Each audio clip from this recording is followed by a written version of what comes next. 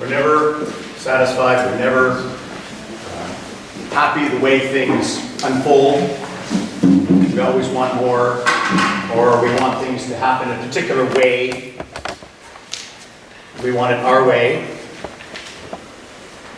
That's what the Israelites were feeling, because they were banished to this God-forsaken wilderness for all this time, and it was hot, and they were dirty, and there wasn't enough water, not enough to eat, but they had forgotten all of those things that had occurred prior. God had brought them out of Egypt, out of slavery, offered them gifts, given them everything they desired along the way, and yet it didn't seem good enough. And again, they're at Moses, at his throat.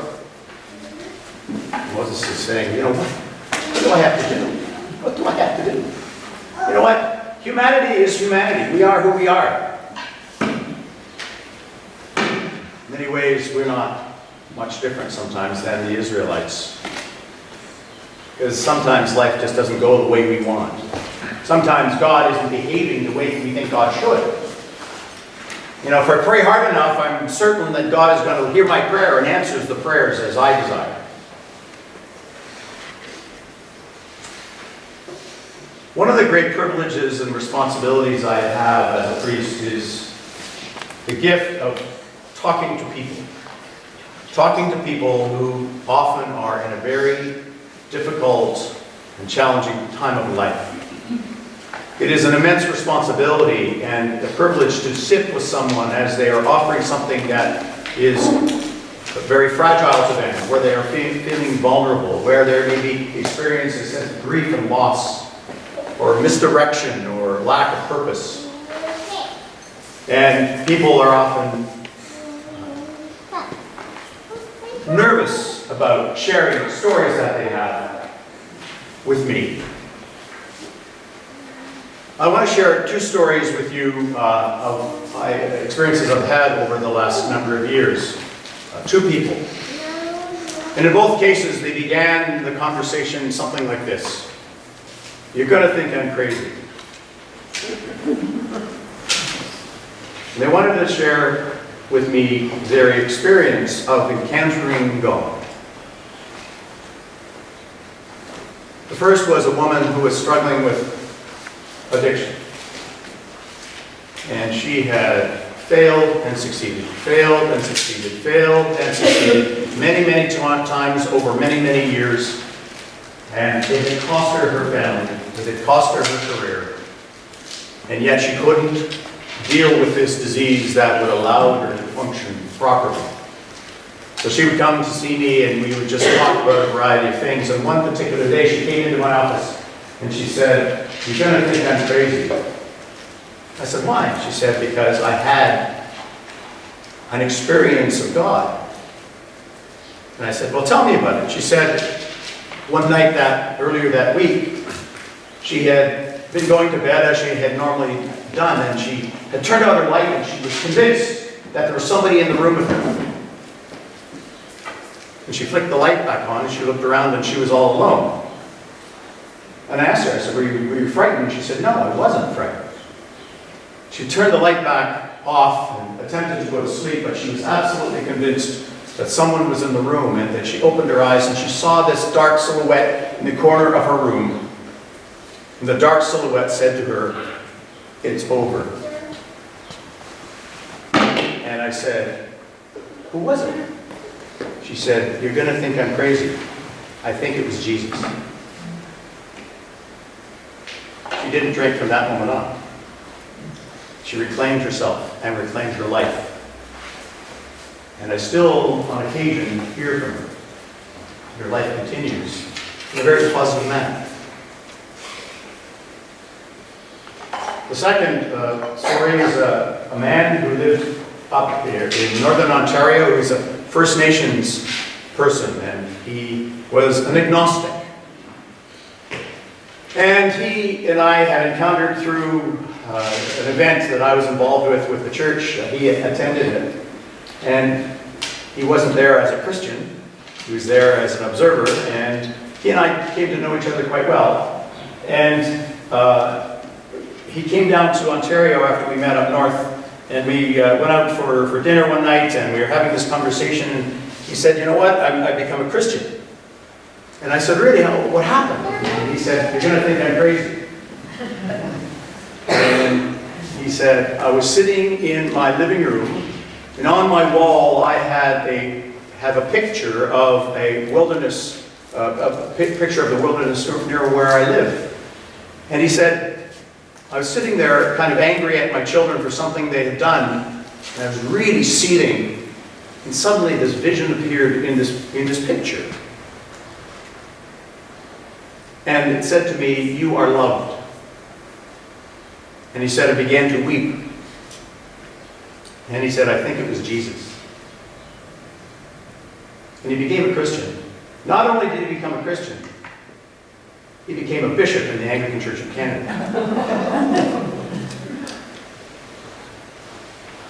Two very extreme experiences of people encountering God. And I want you now to take a moment.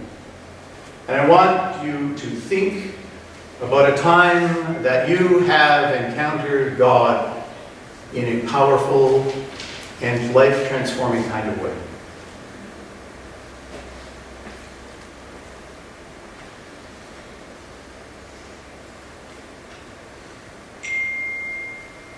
Yes, that's it.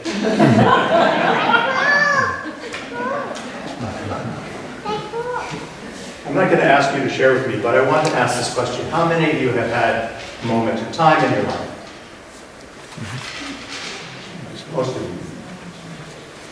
I would also gather, or guess, I am going to suggest that most of those encounters that you have had, came in unexpected ways. In an unexpected kind of moment. You see, in my life, I have sometimes sought out to have a, quote, spiritual experience. I have gone on retreat expecting to find God in Christ in some manner, or I've gone into a great cathedral and sat in worship to be transformed and hear God speak to me and so on, but it never happens that way. My life, the encounters I have had with God have been in unexpected ways, in unexpected moments, and in a manner that sometimes I was unwilling to accept. But ultimately became transformative and changed the direction of life for me. And that is how God engages with us often. God doesn't behave the way we would expect God to behave. Jesus comes to us in manners that we sometimes least expect. In this story we have today, this wonderful gospel, one of the most beloved gospel passages for me, is the story of the woman at the well. This woman, to begin with, was a woman. And in those days, historically, you know the roles of women had no kind of status in society. Not only was she a woman, she was a Samaritan woman. She was an outsider. She was one not to engage or talk to Jews, particularly male Jews. And she was a woman that had been married many times. 3 strikes and you're out. And it probably is because some scholars believe that this woman could have been barren or whatever the case may have been. We don't know why she had so many husbands, but she was a woman who would have been so marginalized and so ostracized and set aside in her society that she came to the well, Jacob's well, at the height of the day at noon, when she knew no one would be there, when she would not have to encounter other people around her. And she met this man. And Jesus struck up a conversation. He just began to speak to her. And Jesus, probably tired, probably thirsty, asked her for some water. And she looks at him and says, "What are you doing here without a bucket? Are you crazy? Give me some of your water," he asks. So she shares the water with Jesus, and Jesus begins to say things, not in kind of overt, religious kind of ways, but just to have her understand and reflect upon herself and her life, and how this encounter would change her. She heard him. living water. And she began to reflect on it herself, and it changed her to such a degree. She no longer cared about all of the labels that she had. She no longer cared about her background and what other people were going to think of her. What she did care about is sharing that word that had become clear to her. And she went home and she spoke to the other Samaritans, and they were so enthralled with it, they themselves came to hear and experience. It's like somebody you know had such an experience, and they're so passionate and changed by it that they want you to enjoy it and experience it as well, and you get excited and say, this is something I need to experience for myself. She was one of the first evangelists. She was changing people. And yet the Samaritans were coming back, and we have the disciples, the one who were following Jesus, going, what the heck is he doing talking to her? He was behaving in ways that they didn't expect, that they thought Jesus should have been behaving in a particular manner and way. And that is how God works in us. In unexpected ways, in unexpected moments, and unexpected times, where we need to understand, we need to be receptive and open to those, and to hear that word that will provide us the comfort and the strength and the ability to be changed in a manner that we want to go into the world and tell people, yeah, come to Incarnation, it's a great place. And to understand that this is something that we are called to share with those around us and with those we love. It is the living water of Christ that sustains us, gives us life, and gives us breath to carry on, regardless of what our standing is and what our place is in this world. Thanks be to God. Amen.